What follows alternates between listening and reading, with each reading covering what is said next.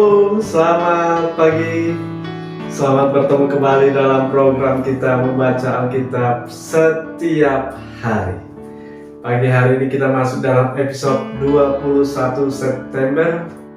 Saya terus mengajak kita Bapak dan Ibu, kita ikuti terus pembacaan Alkitab kita, jadwal pembacaan Alkitab kita. Mari kita membaca Alkitab setiap hari, kita jadikan Alkitab menjadi bacaan favorit kita yang memberkati hari-hari kita. Baik, sebelum kita lanjutkan saudara kita, mari berdoa bersama. Bapak yang baik, terima kasih untuk pagi hari ini, hari yang baru bagi kami. Terima kasih buat pertolongan Tuhan sepanjang malam dalam istirahat kami, dan sepanjang hari ini pun kami serahkan hidup kami, langkah kami dalam tuntunan firman-Mu, dalam tuntunan Roh Kudus. Terima kasih ya Tuhan, di dalam Yesus Kristus kami berdoa, haleluya. Amin. Baik, tema firman Tuhan pagi hari ini bagi kita, menguasai lidah.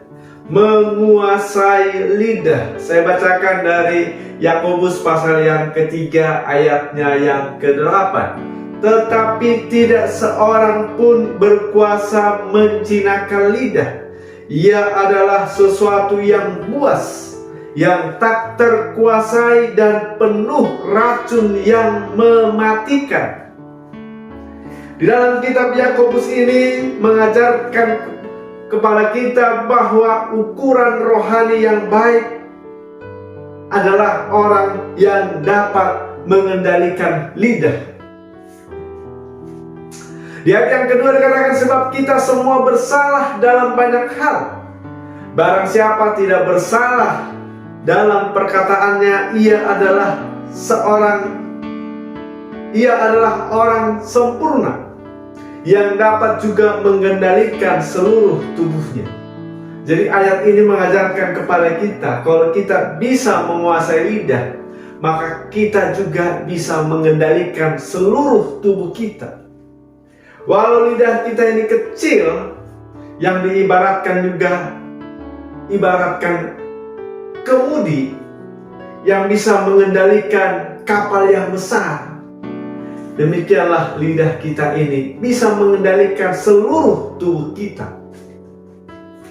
Amsal pasal yang ke-17 ayat yang ke-28 mengatakan juga, orang bodoh akan disangka bijak kalau ia berdiam diri, dan disangka berpengertian kalau ia mengatupkan bibirnya.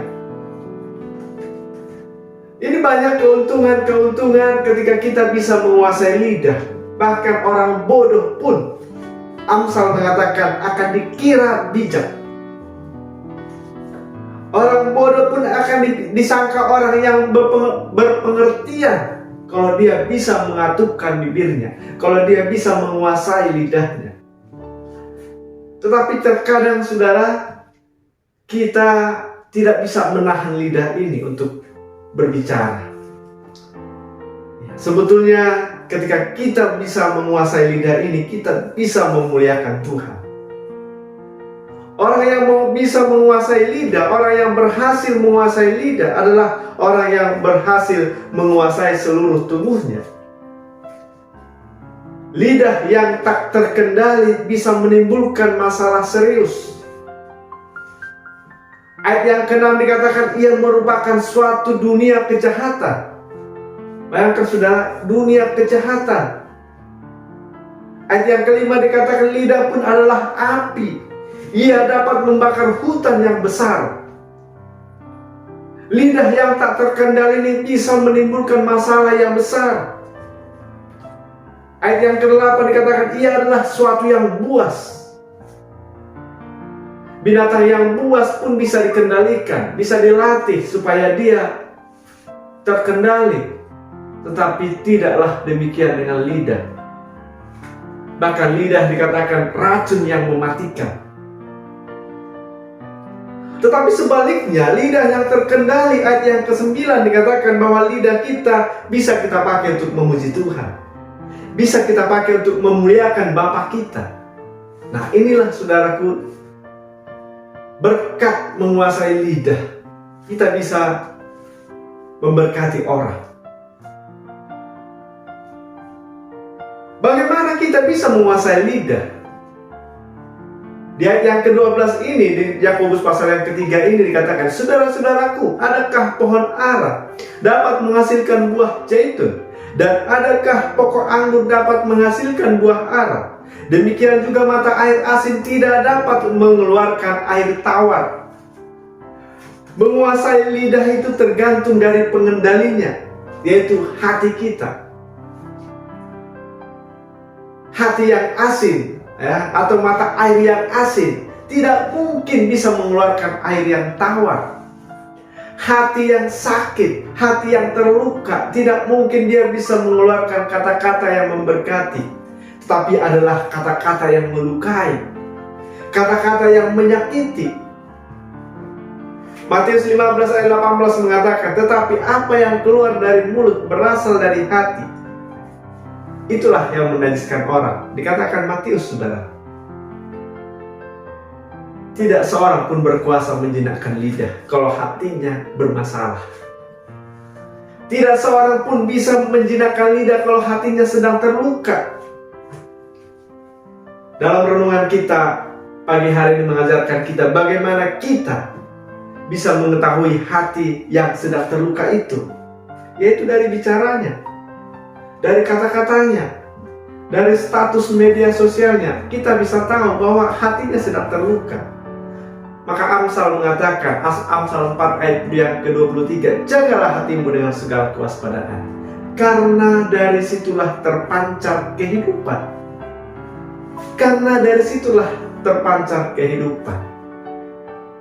Orang yang sempurna adalah orang yang dapat mengendalikan lidahnya, orang yang dapat menguasai lidahnya. Dan biarlah kita menjadi orang yang sempurna. Amin. Orang yang memuliakan Tuhan, orang yang memberkati orang, yaitu dengan cara menjaga hati kita ini. Karena dengan hati kita inilah yang menjadi pengendali dari bicara kita. Jadi kalau hati kita ini sejahtera, hati kita ini dijamah Tuhan, dalam hati kita ini ada Roh Kudus, maka kata-kata kita pun akan lebih baik. Maka kata-kata kita pun akan dituntun oleh Tuhan. Amin. Demikian renungan kita pagi hari ini, kiranya memberkati kita. Kita berdoa. Terima kasih Tuhan untuk renungan pagi hari ini yang memberkati kami. Biar kiranya setiap kami bisa menguasai lidah kami, dan biarlah kami menjadi mulut kami, mulut yang memuliakan Bapa kami yang di surga. Terima kasih ya Tuhan. Di dalam Yesus Kristus kami berdoa, haleluya. Amin. Selamat pagi, selamat beraktivitas. Tuhan Yesus memberkati kita. Shalom.